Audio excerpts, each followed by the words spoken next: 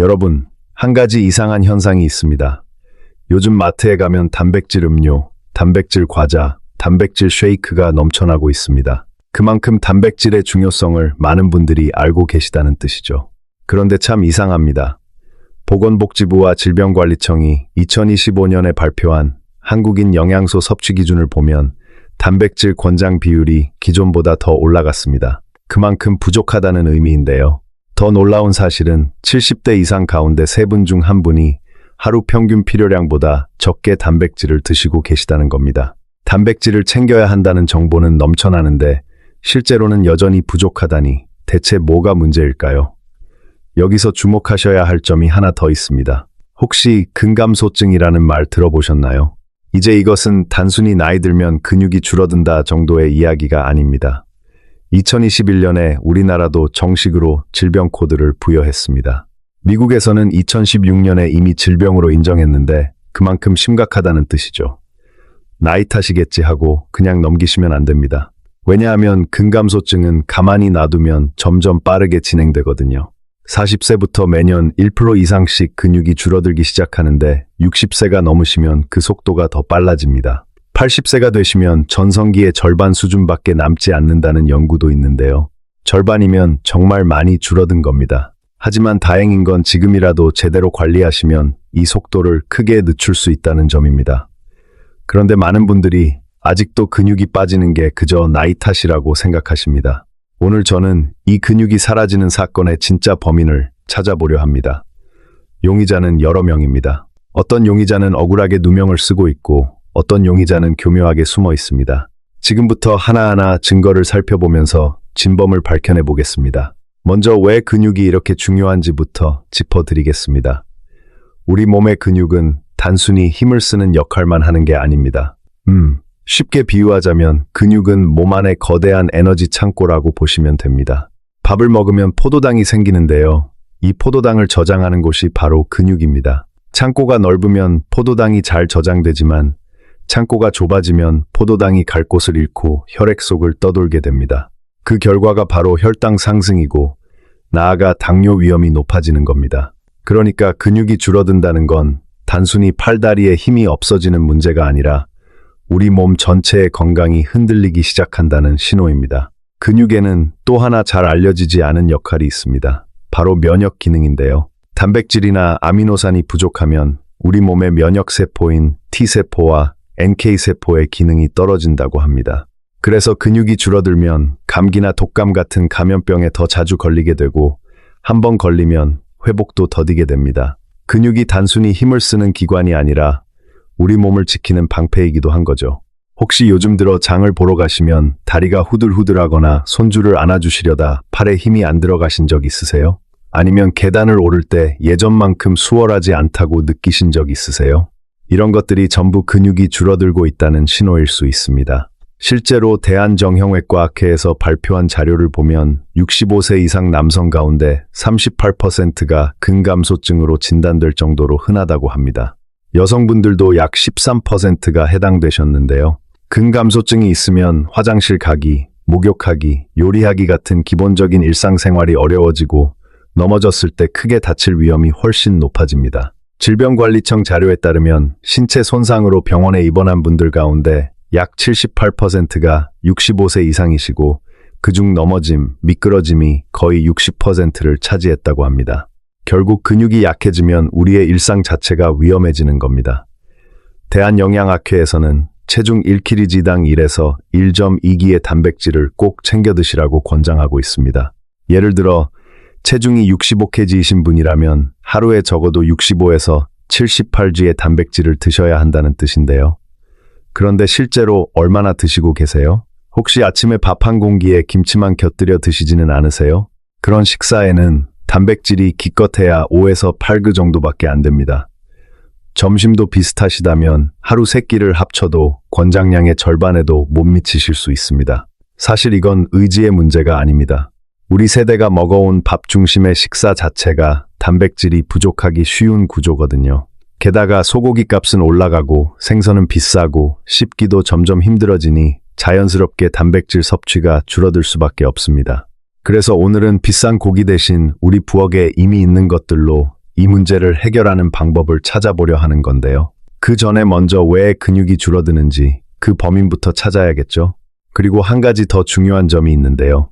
근감소증이 있으면 같은 당뇨나 암, 심장병에 걸리시더라도 근력이 약한 분이 정상인 분에 비해 회복이 훨씬 더디고 사망 위험도 높아진다는 연구 결과가 있습니다. 근육은 단순히 움직이는 힘이 아니라 병을 이겨내는 힘이기도 한 겁니다. 그래서 근육을 지키는 것은 선택이 아니라 우리 건강의 기본 중 기본이라고 할 수 있습니다. 혹시 손주 손을 잡고 공원을 걸을 때 아이의 걸음 속도를 못 따라간 적 있으세요? 아니면 무거운 장바구니를 들고 계단을 올라가시다 중간에 쉬어가신 적이 있으세요? 이런 작은 변화들이 사실은 근육이 줄어들고 있다는 초기 신호인데요. 안타까운 건 대부분의 분들이 이런 변화를 그냥 나이 탓으로 넘기신다는 겁니다. 하지만 지금부터 제대로 알고 대비하시면 충분히 되돌릴 수 있는 단계입니다. 그래서 오늘 이 수사가 중요한 거예요. 자, 그러면 이제 본격적으로 수사를 시작하겠습니다. 첫 번째 용의자는 바로 탄수화물입니다. 우리 세대는 밥심으로 살아왔습니다. 어려운 시절을 이겨내면서 따끈한 쌀밥 한 공기가 보약이었죠. 그런데 지금은 사정이 좀 다릅니다. 나이가 들면서 씹는 힘이 약해지다 보니 자연스럽게 부드러운 음식에 손이 가게 됩니다. 밑반찬도 김치, 장아찌, 젓갈 같은 것들이 대부분이지 단백질이 풍부한 반찬은 점점 줄어들게 됩니다. 게다가 혼자 사시는 분들은 요리하기가 번거로우시니까 편의점 김밥이나 빵으로 한 끼를 해결하시는 경우도 많으시죠. 국수 한 그릇, 빵 한 조각, 죽 한 사발 이런 것들이 식사의 대부분을 차지하게 되는 분들이 적지 않으십니다. 이게 왜 문제냐면 이런 음식들은 거의 대부분 탄수화물이거든요. 단백질은 아주 적습니다. 비유하자면 자동차에 경유만 가득 넣고 엔진 오일은 전혀 안 넣는 것과 비슷합니다. 차가 굴러가긴 하지만 엔진은 점점 마모됩니다. 우리 몸도 마찬가지입니다. 밥이나 국수로 배는 채울 수 있지만 근육을 유지하는 데 필요한 재료가 빠져 있으니 근육은 서서히 줄어들 수밖에 없습니다. 실제로 우리나라 60대 이상 분들의 식단을 보면 탄수화물에서 오는 열량이 전체의 거의 70%에 달한다고 합니다. 선진국 기준인 50에서 55%보다 훨씬 높은 수치인데요. 쌀밥 한 공기에 들어있는 단백질은 고작 4에서 5기에 불과합니다. 국수 한 그릇도 비슷하죠. 그러니까 밥만 드시면 아무리 3끼를 꼬박꼬박 챙겨 드셔도 단백질은 한참 모자라는 겁니다. 혹시 여러분의 오늘 아침 식사를 떠올려 보시겠어요? 혹시 밥에 김치, 아니면 토스트에 잼 이런 식으로 드시지는 않으셨나요? 이런 식사는 탄수화물이 대부분이고 단백질은 거의 없는 식단입니다. 그렇다면 탄수화물이 진범일까요? 잠깐, 여기서 중요한 점을 말씀드려야 합니다. 탄수화물 자체가 나쁜 건 아닙니다. 탄수화물은 우리 몸의 에너지원이니까요. 문제는 탄수화물만 먹고 단백질을 빠뜨리는 식사 패턴입니다. 그래서 이 용의자는 완전 무죄는 아니지만 주범이라고 보기도 어렵습니다. 말하자면 공범 정도로 봐야겠죠. 두 번째 용의자는 바로 잘못된 상식입니다. 여러분, 혹시 이런 말 들어보신 적 있으세요? 콩을 많이 먹으면 통풍이 온다. 치즈는 기름 덩어리다. 콩나물만 먹으면 단백질 충분하다. 이런 이야기들 때문에 단백질이 풍부한 음식까지 멀리 하시는 분들이 꽤 계십니다. 하나씩 따져보겠습니다. 먼저 콩과 통풍 이야기인데요. 콩에 들어있는 퓨린이 통풍을 악화시킨다는 주장이 있었습니다. 그런데 실제 연구를 보면 식물성 퓨린은 동물성 퓨린과 달리 통풍 위험을 크게 높이지 않는다는 결과가 나와 있습니다. 물론 통풍이 이미 있으신 분들은 한꺼번에 과하게 드시면 안 되지만 콩 자체를 무조건 피해야 하는 건 아닙니다. 그리고 콩나물만 먹으면 단백질이 충분하다는 오해도 있는데요. 콩나물 한 줌에 들어있는 단백질은 고작 2에서 3ging 정도입니다. 달걀 한 개의 절반도 안 됩니다. 콩나물이 건강에 좋은 식품인 건 맞지만 그것만으로 단백질을 충분히 섭취하기에는 많이 부족합니다. 이런 잘못된 상식 때문에 충분히 먹어도 되는 좋은 단백질 음식을 피하시게 되는 거죠. 치즈에 대한 오해도 비슷합니다. 치즈에 지방이 있는 건 사실이지만 동시에 양질의 단백질과 칼슘도 풍부합니다. 중요한 건 종류와 양을 적절히 조절하는 것이지 무조건 피하는 게 아닙니다. 생각해 보시면 치즈는 우유에서 수분을 빼고 영양소를 농축한 식품이니까요. 자연산 치즈를 하루에 한두 장 정도 드시는 건 오히려 칼슘과 단백질 보충에 도움이 됩니다. 그러니까 두 번째 용의자인 잘못된 상식은 확실히 유죄입니다. 이것 때문에 먹어도 되는 좋은 단백질 식품까지 외면하시게 되니까요. 하지만 이것만으로 근육이 줄어드는 현상 전체를 설명하기는 어렵습니다. 이것도 공범이긴 하지만 주범은 아닙니다. 자, 지금까지 정리하면 첫 번째 용의자 탄수화물 편향은 공범이고 두 번째 용의자 잘못된 상식도 공범입니다. 그러면 진범은 대체 누구일까요? 세 번째 용의자를 불러보겠습니다. 바로 한 끼 몰아먹기 습관입니다. 단백질은 아침, 점심에는 거의 안 드시다가 저녁에만 고기 반찬을 듬뿍 드시는 분들 많으시죠? 아침에는 죽이나 빵으로 간단히, 점심에는 라면이나 국수로 때우시고 저녁에만 불고기나 생선구이를 드시는 패턴 말입니다. 실제로 한 조사에서 60대 이상 분들의 하루 단백질 섭취량을 분석해보니 저녁 한 끼에서 전체의 거의 절반 가까이를 드시는 것으로 나타났습니다. 나머지 아침과 점심은 탄수화물 중심이었던 거죠. 여러분도 혹시 비슷하시지는 않으세요? 이 습관이 정말로 근육에 해로울까요? 여기서 흥미로운 사실을 알려드리겠습니다. 예전에는 우리 몸이 한 끼에 단백질을 25에서 30g 정도만 흡수할 수 있다고 알려져 있었습니다. 그래서 나눠 먹어야 한다는 이야기가 많았는데요. 그런데 최신 연구에서는 조금 다른 결과가 나왔습니다. 한 끼에 단백질을 70g 섭취한 그룹과 25g만 섭취한 그룹을 비교했더니 70g를 먹은 쪽에서 근성장이 좀 더 크게 나타났다는 겁니다. 결국 우리 몸이 한 번에 흡수할 수 있는 양에 딱 잘라서 한계가 있다기보다는 흡수하는 속도가 느려지는 거라고 보는 게 더 정확합니다. 아, 그러면 저녁에 몰아서 먹어도 괜찮다는 말씀이냐고요? 완전히 그렇지는 않습니다. 왜냐하면 근육 합성 반응은 한 번 시작되면 3시간에서 5시간 정도 유지되다가 다시 꺼지거든요. 쉽게 말씀드리면 근육을 만드는 공장이 하루에 3번 문을 여는데 한 번만 열고 닫으시면 생산량이 줄어드는 것과 같습니다. 아침에 전혀 안 드시고 저녁에만 몰아서 드시면 하루 중 근육이 합성될 수 있는 기회를 한 번밖에 못 쓰시는 겁니다. 반면에 아침, 점심, 저녁으로 나눠 드시면 그 기회가 3번으로 늘어납니다. 같은 양을 드셔도 나눠 드시는 쪽이 근육에는 좀 더 유리하다는 뜻이죠. 그래서 세 번째 용의자 한 끼 몰아먹기는 부분 유죄입니다. 흡수 자체가 안 되는 건 아니지만 효율이 떨어지는 건 맞으니까요. 그러면 하루에 단백질을 어떻게 배분하는 게 가장 좋을까요? 전문가들은 한 끼에 대략 20에서 30g씩 3끼에 나눠 드시는 것이 가장 효율적이라고 말합니다. 꼭 똑같이 나누실 필요는 없지만 적어도 아침과 점심에도 약간이라도 단백질을 챙기시는 게 중요합니다. 특히 아침 식사에 단백질을 포함시키면 하루 종일 혈당이 안정되는 효과도 있다고 하니 일석이조가 되겠죠. 자, 여기까지 보시면 궁금해지실 겁니다. 탄수화물도 공범, 잘못된 상식도 공범, 한 끼 몰아먹기도 부분 유죄. 그러면 이 사건의 진짜 주범은 도대체 누구일까요? 지금부터 말씀드리는 내용이 오늘 영상에서 가장 중요한 부분입니다. 진짜 주범은 우리 눈에 잘 보이지 않는 3가지 요인이 한꺼번에 작용하는 삼각동맹입니다.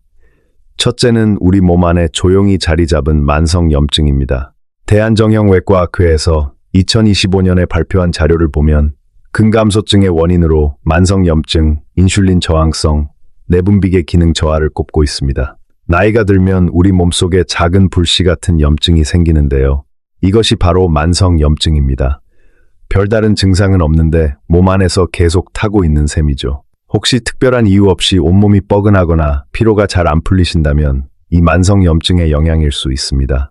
이 만성염증이 근육세포를 조금씩 공격합니다. 쉽게 말하면 근육이라는 집에 흰개미가 살고 있는 것과 같습니다. 겉에서 보면 멀쩡해 보이는데 안에서는 조금씩 갉아먹고 있는 거죠. 더 심각한 것은 인슐린 저항성과도 연결된다는 점입니다. 인슐린은 혈당을 관리하는 호르몬인데요. 만성염증이 있으면 인슐린이 제대로 일을 못합니다. 그러면 혈당이 올라가고 올라간 혈당은 다시 근육세포에 악영향을 미치면서 근육이 더 빠지는 악순환이 시작됩니다. 이해되시죠? 결국 만성염증 하나가 여러 가지 문제를 동시에 일으키는 겁니다. 그러면 만성염증은 왜 생기는 걸까요? 원인은 여러 가지입니다. 운동 부족, 과도한 스트레스, 수면 부족, 그리고 정제 탄수화물과 가공식품의 과다 섭취가 대표적인데요. 재미있는 건 이것들이 전부 우리 생활 속에서 고칠 수 있는 것들이라는 점입니다. 나중에 해결책을 말씀드리겠지만 미리 한 가지만 힌트를 드리자면 오늘 소개해드릴 식재료 중에 이 만성염증을 줄여주는 강력한 성분이 들어있는 것이 있습니다. 어떤 건지는 잠시 뒤에 밝혀드리겠습니다. 둘째는 비타민 D 결핍입니다. 비타민 D라고 하면 보통 뼈 건강만 떠올리시는 분들이 많습니다. 그런데 사실 비타민 D는 근육 합성에도 아주 중요한 역할을 합니다. 비타민 D가 부족하면 아무리 단백질을 충분히 드셔도 우리 몸이 그 단백질을 근육으로 만드는 효율이 뚝 떨어집니다. 마치 건축 자재는 잔뜩 가져다 놓았는데 건축 기사가 없어서 집을 못 짓는 것과 같습니다. 그런데 우리나라 60대 이상 가운데 비타민 D가 충분한 분이 얼마나 될까요? 안타깝게도 상당수가 부족한 상태입니다. 특히 실내 생활을 많이 하시는 분들은 햇빛을 쐴 기회가 적어서 더 부족하기 쉽습니다. 비타민 D 부족이 근육에 미치는 영향은 생각보다 큽니다. 국내 연구를 보면 비타민 D 수치가 낮은 60대 이상 분들은 그렇지 않은 분들에 비해 악력이 눈에 띄게 약했고 보행 속도도 느렸다는 결과가 있습니다. 악력이라는 건 손에 힘을 주어 쥐는 힘인데요. 이것이 전신 근력의 지표로 쓰입니다. 악력이 약하면 병뚜껑을 못 열거나 수건을 못 짜는 것처럼 생활 속에서 불편함이 커지게 됩니다. 혹시 요즘 병뚜껑 열기가 예전보다 힘들어지셨다면 비타민 D 부족을 한번 의심해 보실 필요가 있습니다. 셋째는 류신이라는 아미노산의 활용 실패입니다. 류신은 단백질 합성의 스위치 역할을 합니다. 좀 더 정확히 말씀드리면 류신은 우리 몸속에서 mTORC1이라는 신호물질을 활성화시키는데요. 이 물질이 근육 단백질을 만들어라 하는 명령을 내립니다. 보라매 병원 재활의학과와 분당 서울대병원 연구팀이 근감소증이 있는 분들 699명을 대상으로 연구한 결과 류신이 풍부한 영양 보충을 한 그룹에서 근육량과 수행 능력이 눈에 띄게 개선되었다고 합니다. 그런데 여기서 중요한 게 있습니다. 류신만 따로 많이 먹는다고 근육이 만들어지는 건 아닙니다. 류신은 스위치일 뿐이고 실제로 근육을 만들려면 다른 필수 아미노산들이 함께 있어야 합니다. 스위치는 눌렀는데 전기가 안 들어오면 소용없는 것과 마찬가지입니다. 게다가 나이가 들면 이 스위치 자체가 잘 작동하지 않게 되는데요. 그래서 젊었을 때보다 더 많은 양의 류신이 필요하다는 것이 최근 연구의 결론입니다. 그러면 류신이 풍부한 음식은 뭐가 있을까요? 대표적으로 달걀, 닭가슴살, 유제품에 많이 들어 있습니다. 그런데 재미있는 건 우리가 흔히 양념 정도로만 쓰는 들깨가루에도 류신이 꽤 들어 있다는 점인데요. 이건 잠시 뒤 해결책 파트에서 자세히 말씀드리겠습니다. 결국 핵심은 단순히 단백질 총량만 채우는 게 아니라 류신을 포함한 필수 아미노산의 균형을 맞추는 것이 진짜 중요하다는 겁니다. 혹시 이런 의문이 드시지 않으세요? 그러면 나는 어떻게 이 삼각동맹이 내 몸에 있는지 알 수 있을까? 직접적인 방법은 병원에서 혈액 검사를 받으시는 건데요. 비타민 D 수치, 염증 수치, 혈당 수치를 확인하시면 됩니다. 하지만 병원에 가시지 않더라도 간접적으로 확인할 수 있는 방법이 있습니다. 이유 없이 피로감이 심하거나 상처가 예전보다 잘 안 낫거나 감기에 자주 걸리시거나 근육통이 잦으시다면 이 삼각동맹이 활동하고 있을 가능성이 있습니다. 물론 이런 증상이 있다고 반드시 근감소증은 아니지만 한번 점검해 보시는 게 좋겠죠. 정리하면 만성염증이 근육을 안에서 갉아먹고 비타민 D가 부족해서 먹은 단백질이 근육으로 잘 안 만들어지고 류신 활용까지 제대로 안 되면 세 가지가 동시에 작용해서 근육이 빠르게 줄어드는 겁니다. 이게 바로 진범입니다. 단순히 고기를 안 먹어서 근육이 빠지는 게 아니었습니다. 이 삼각동맹을 모르시면 아무리 단백질을 드셔도 반쪽짜리 효과밖에 나지 않습니다. 그렇다면 이 진범을 어떻게 잡아야 할까요? 다행히 방법이 있습니다. 그것도 비싼 보충제나 특별한 장비 없이 우리 부엌에 이미 있는 것들로 가능합니다. 지금부터 하나씩 알려드리겠습니다. 그 전에 한 가지만 먼저 말씀드리겠습니다. 오늘 소개해드리는 식재료들은 전부 시장이나 마트에서 쉽게 구할 수 있는 것들입니다. 비싼 수입 보충제나 건강식품 광고에 현혹되실 필요가 없습니다.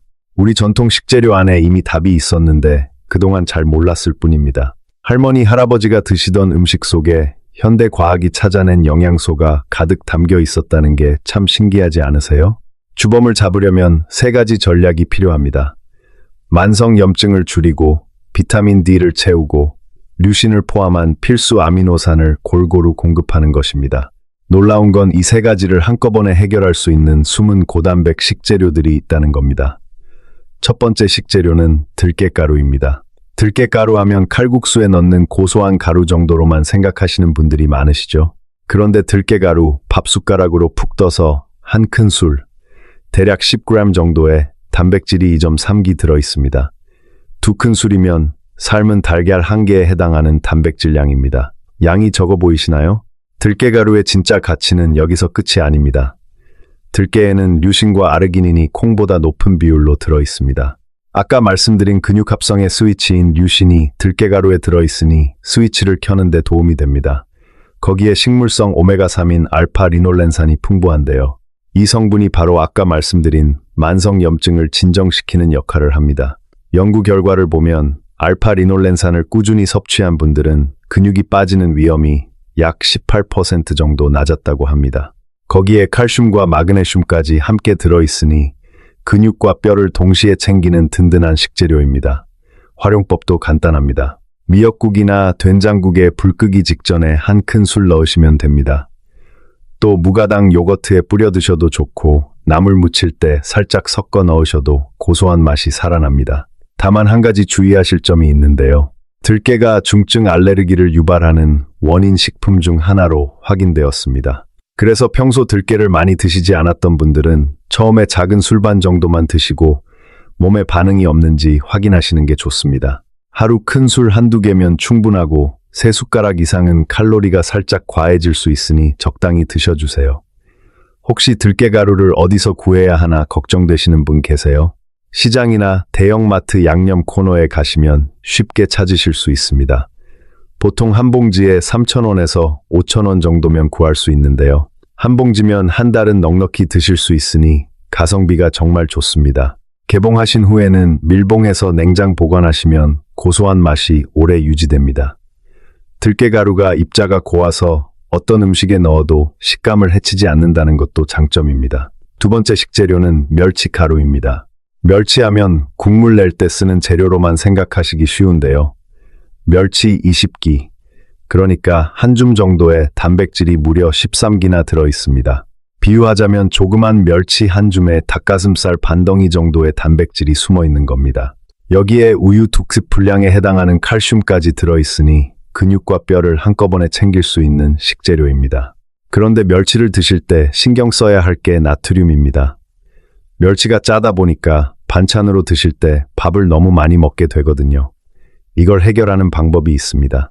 끓는 물에 10초 정도만 살짝 데쳐주세요. 이렇게 하면 나트륨은 20% 넘게 줄어들지만 단백질과 칼슘은 거의 그대로 유지됩니다. 데친 멸치를 잘게 부수거나 믹서기에 갈아서 가루로 만들면 비빔밥, 볶음밥, 나물 등 어디에든 넣기 좋습니다. 여기서 한 가지 더 말씀드리자면 멸치의 칼슘이 우리 몸에 제대로 흡수되려면 비타민 D가 함께 있어야 합니다. 아까 진범 중 하나로 비타민 D 결핍을 꼽았죠? 비타민 D가 풍부한 음식으로는 표고버섯, 달걀 노른자가 있습니다. 그래서 멸치가루를 드실 때 표고버섯이나 달걀과 함께 드시면 칼슘 흡수율이 올라가 뼈도 근육도 한꺼번에 지키는 조합이 됩니다. 예를 들어서 달걀 프라이 위에 멸치가루를 살짝 뿌려보시면 어떨까요? 간이 되면서 동시에 단백질과 칼슘, 비타민 D가 한꺼번에 들어가니 이보다 효율적인 조합이 없습니다. 멸치가루를 직접 만드시는 방법도 알려드리겠습니다. 중멸치나 잔멸치를 사오셔서 먼저 끓는 물에 10초 정도 데쳐 나트륨을 빼주세요. 그 다음에 키친타월로 물기를 닦고 마른 팬에 약한 불로 3분 정도 살짝 볶아 수분을 날려주세요. 바삭해지면 식혀서 믹서기에 곱게 갈아주시면 됩니다. 이렇게 만든 가루를 유리병에 담아 냉장 보관하시면 2주에서 3주 정도 두고 드실 수 있습니다. 밥 위에 뿌리시면 바삭한 식감과 고소한 맛이 나서 반찬 없이도 밥 한 공기를 뚝딱 드실 수 있습니다. 세 번째 식재료는 햄프시드, 우리말로 삼씨앗 정도로 부를 수 있는 식품입니다. 이게 무엇이냐면 씨앗류 가운데 완전 식품이라고 불릴 정도로 영양소가 풍부한 식재료인데요. 밥숟가락 2숟가락보다 조금 적은 양, 약 30g의 단백질이 10g 들어있습니다. 특히 9가지 필수 아미노산을 모두 갖추고 있어서 완전 단백질로 평가받고 있습니다. 최근 연구에서 식물성 단백질이 동물성에 비해 근육 합성 효과가 다소 낮을 수 있다는 결과가 나왔는데요. 그 이유 중 하나가 식물성 식품에 들어있는 탄수화물과 식이, 섬유가 아미노산 흡수를 늦추기 때문이라고 합니다. 하지만 햄프시드처럼 필수 아미노산을 골고루 갖춘 식물성 식품을 동물성 단백질과 함께 드시면 단점을 보완할 수 있습니다. 예를 들어 그릭 요거트 위에 햄프시드를 뿌려 드시면 동물성과 식물성 단백질의 장점을 동시에 누릴 수 있는 조합이 됩니다. 햄프시드에는 아르기닌도 풍부해서 혈관을 넓혀주고 혈액순환을 원활하게 도와줍니다. 다리가 저리거나 손발이 차가운 분들께도 도움이 되는데요. 보관할 때는 꼭 냉장 보관하시고 밥 위에 뿌려서 드시면 고소한 맛이 좋습니다. 사실 동물성이냐 식물성이냐를 두고 어느 쪽이 더 좋다고 싸울 필요가 없습니다. 가장 좋은 방법은 둘 다 골고루 드시는 겁니다. 식물성 단백질은 염증을 줄이는 성분이 풍부하고 동물성 단백질은 류신을 비롯한 필수 아미노산이 풍부하니까요. 이 둘을 적절히 섞어 드시면 서로의 부족한 부분을 보완해 줍니다. 그래서 아침에는 그릭 요거트와 햄프시드를 함께 드시고 점심에는 멸치가루를 넣은 비빔밥을 드시고 저녁에는 생선구이와 함께 들깨가루를 넣은 나물을 드시면 동물성과 식물성의 균형이 맞는 이상적인 하루 식단이 됩니다. 네 번째 식재료는 청국장 가루입니다. 청국장 하면 냄새가 먼저 떠오르시는 분들도 계실 텐데요. 그 독특한 냄새의 정체가 바로 발효 과정에서 생기는 효소입니다. 콩을 발효시키면 소화 효소가 만들어지면서 단백질 흡수율이 크게 올라갑니다. 비유하자면 날콩이 콩나물로 자라면서 영양소가 달라지듯이 콩이 발효되면서 우리 몸이 활용하기 쉬운 형태로 바뀌는 겁니다. 청국장을 그대로 드시면 100기당 약 11g의 단백질이 들어있는데요. 이것을 가루로 만들면 수분이 빠지면서 100기당 약 39g까지 단백질 함량이 올라갑니다. 냄새 때문에 청국장 끓이기가 부담스러운 분들은 가루로 만들어 활용하시면 됩니다. 두부찌개나 된장국에 청국장 가루를 작은 술 하나만 넣어도 단백질을 간편하게 보충하실 수 있습니다. 청국장에는 비타민 K도 풍부한데요. 비타민 K는 뼛속 칼슘을 잘 붙잡아주는 역할을 합니다. 그러니까 칼슘이 많은 멸치와 함께 드시면 칼슘 흡수와 고정이 동시에 이루어져 골다공증 예방에 더 좋겠죠. 거기에 바실러스균이 가득해서 장 건강과 소화까지 도와주니 변비로 고생하시는 분들께도 반가운 식재료입니다. 그러면 청국장 가루는 어떻게 만들 수 있을까요? 시중에서 이미 가루 형태로 파는 제품도 있지만 직접 만드시려면 청국장을 얇게 펴서 바싹 말린 다음 믹서기에 갈면 됩니다. 이렇게 만든 가루는 밀폐 용기에 담아 냉장 보관하시면 한 달 이상 두고 드실 수 있습니다. 된장찌개에 한 숟가락만 넣으셔도 깊은 맛이 나면서 단백질까지 보충되니 한번 시도해 보시면 좋겠습니다. 다섯 번째 식재료는 무가당 그릭 요거트입니다. 일반 요거트보다 수분을 빼서 농축했기 때문에 100기당 단백질이 약 10g로 일반 요거트의 2배 가까이 됩니다. 가격이 조금 더 나가긴 하지만 그만한 가치가 있는 이유가 있습니다. 그릭 요거트에는 유산균이 풍부해서 소화가 빠르고 아침 공복에 단백질을 보충하기에 아주 좋습니다. 아까 말씀드린 것처럼 단백질은 나눠서 드시는 게 근육 합성에 유리한데요. 아침에 그릭 요거트 하나를 드시면 아침 식사로 단백질 보충의 첫 번째 기회를 잡으실 수 있습니다. 꼭 기억하실 점은 무가당 제품을 고르시는 건데요. 달달한 맛이 첨가된 제품은 당분이 높아서 혈당 관리에 좋지 않습니다. 맛이 밋밋하게 느껴지시면 아까 소개해드린 들깨가루나 햄프시드를 한 숟가락 뿌려 드시면 고소하고 영양도 풍부한 아침이 됩니다. 그릭 요거트를 고르실 때 팁을 하나 드리자면 뒷면 영양 성분표를 확인해 보세요. 단백질이 100g당 8g 이상이고 당류가 5g 이하인 제품을 고르시면 됩니다.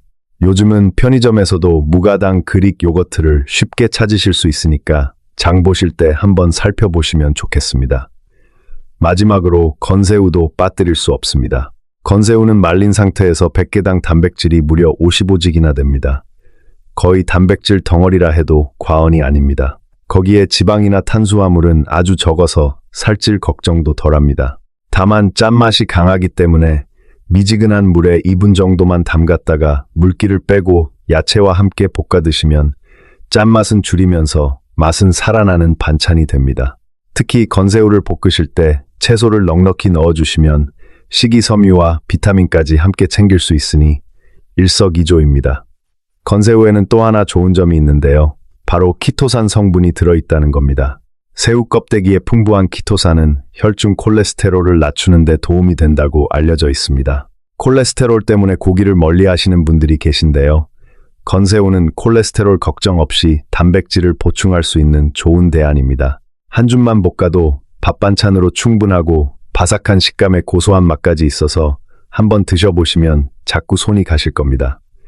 여기서 중요한 포인트 하나 짚고 넘어가겠습니다. 오늘 소개해드린 5가지 식재료의 공통점이 무엇인지 아시겠어요? 전부 가루 형태이거나 씹기 편한 부드러운 형태라는 겁니다. 이가 약하셔서 고기를 못 드시는 분들도 이 식재료들은 편하게 드실 수 있습니다. 씹는 힘이 약해서 단백질을 못 챙기시던 분들에게 정말 딱 맞는 선택이죠. 특히 들깨가루, 멸치가루, 청국장 가루는 이미 분쇄된 상태라서 씹을 필요가 전혀 없습니다. 국에 풀어 넣으시면 그냥 마시듯이 드실 수 있으니까 틀니를 하시는 분들이나 씹는 것이 불편하신 분들께도 아주 좋습니다.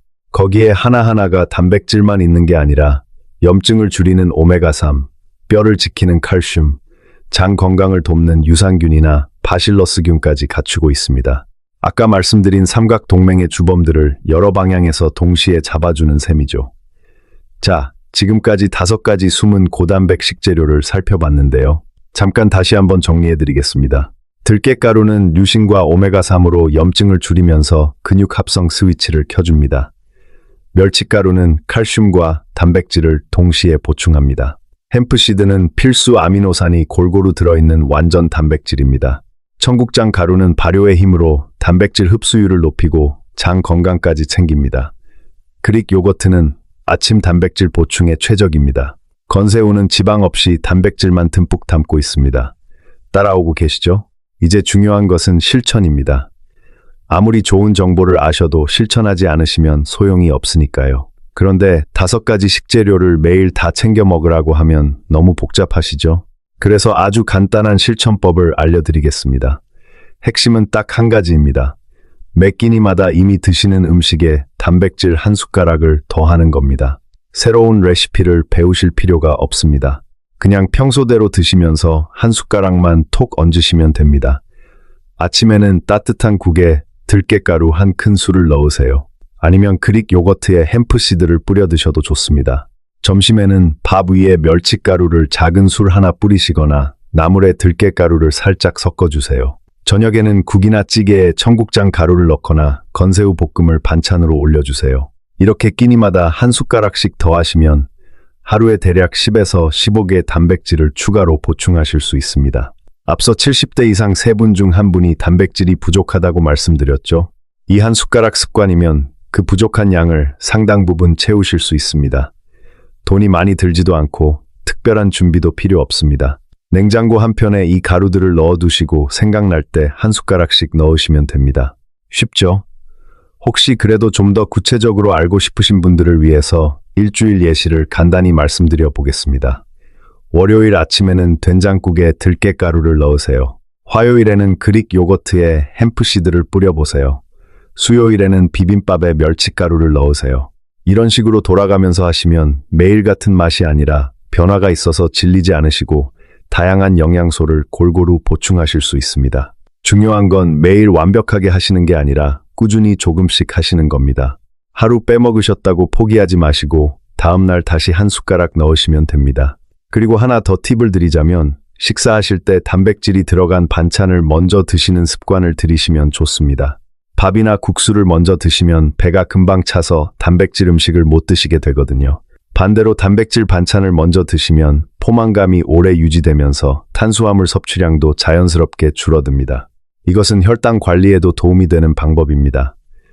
여러분 중에 혼자 사시면서 요리하기가 번거로운 분들도 계실 텐데요.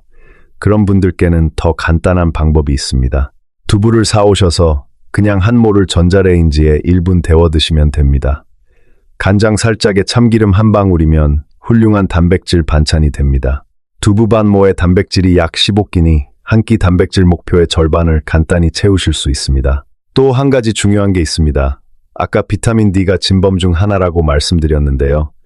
비타민 D는 음식만으로는 충분히 보충하기 어려운 경우가 많습니다. 가장 좋은 방법은 하루에 15분에서 20분 정도 바깥에 나가셔서 햇빛을 쐬시는 겁니다. 오전 10시에서 오후 2시 사이의 햇빛이 비타민 D 합성에 가장 효과적인데요. 산책을 하시면 햇빛도 쐬시고 걷기 운동도 하시게 되니 근육 건강에 이중으로 좋습니다. 물론 한여름 뜨거운 볕에 너무 오래 계시면 안 되겠죠. 적당히, 그리고 꾸준히 하시는 게 중요합니다. 참, 산책하실 때 팔을 크게 흔들면서 걸으시면 상체 근육도 함께 움직이게 되어 전신 운동 효과가 있습니다. 보폭도 평소보다 살짝 크게 하시면 허벅지 근육에 더 자극이 됩니다. 너무 빠르게 걸으실 필요는 없고 옆 사람과 이야기할 수 있을 정도의 속도면 딱 좋습니다. 20분 산책이 끝나면 집에 돌아오셔서 의자 운동 5분을 해주시면 근육과 뼈 건강을 위한 최소한의 운동량은 충분히 채우실 수 있습니다. 참고로 단백질을 드실 때 비타민C가 풍부한 채소와 함께 드시면 단백질 대사가 더 원활해집니다. 예를 들어서 멸치가루를 뿌린 밥과 함께 파프리카 몇 조각이나 토마토 한 개를 곁들여 드시면 좋겠죠. 아무리 좋은 단백질도 채소 없이 단백질만 드시면 소화에 부담이 될 수 있거든요. 균형 잡힌 식사가 결국 우리 몸에 가장 좋은 보약입니다. 그리고 가능하시다면 식사하실 때 충분히 씹어서 드시는 것도 중요합니다. 음식을 잘 씹으면 침 속의 소화 효소가 단백질 분해를 도와주어 흡수율이 올라가거든요. 한 입에 20번 정도 씹는다는 마음으로 천천히 드시면 소화도 편하고 단백질 흡수도 좋아집니다. 한 가지 더 말씀드리고 싶은 것이 있습니다.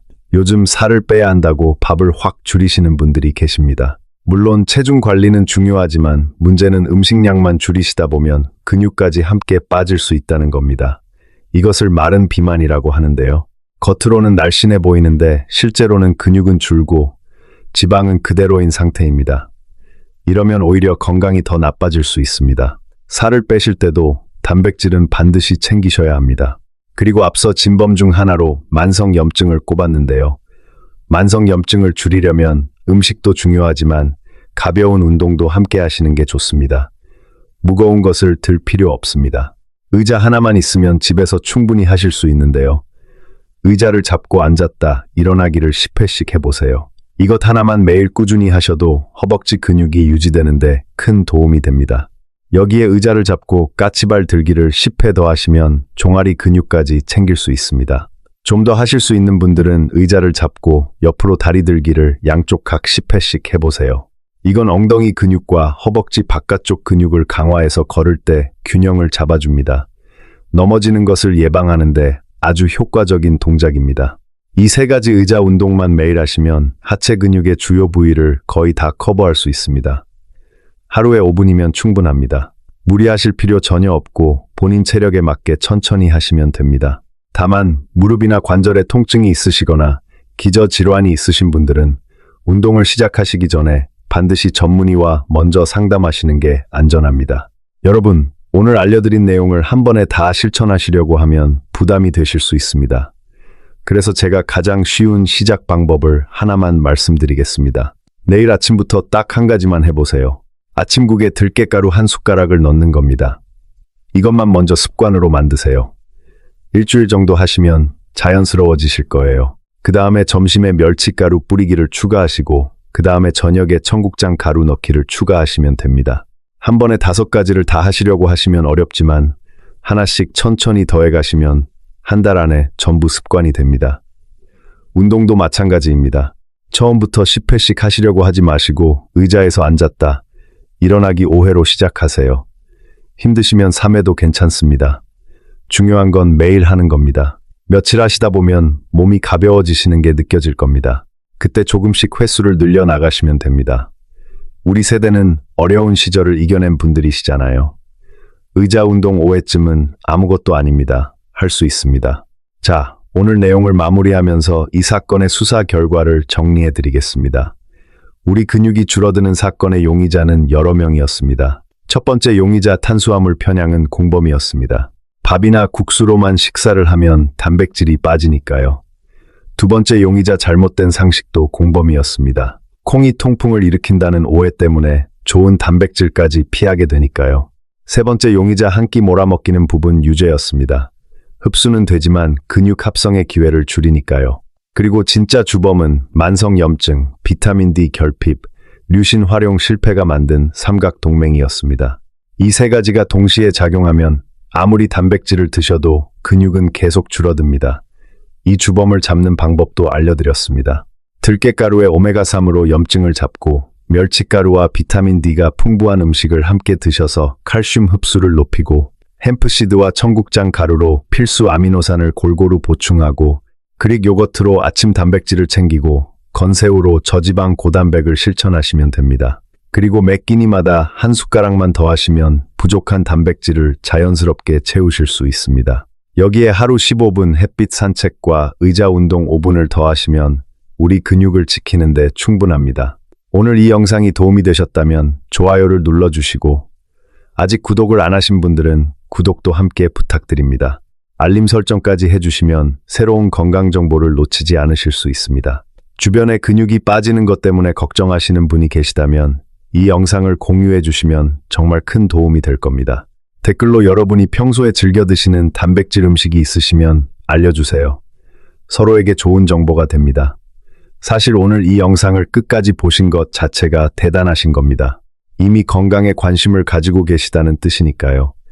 관심이 있다는 건 이미 절반은 성공하신 겁니다. 나머지 절반은 내일 아침 한 숟가락을 넣는 것뿐입니다. 여러분은 어려운 시절을 이겨내신 분들이십니다. 이 정도는 아무것도 아니시죠? 우리 모두 건강한 근육으로 손주들과 씩씩하게 걸을 수 있는 그날까지 오늘도 한 숟가락씩 챙겨 드시길 바랍니다. 감사합니다.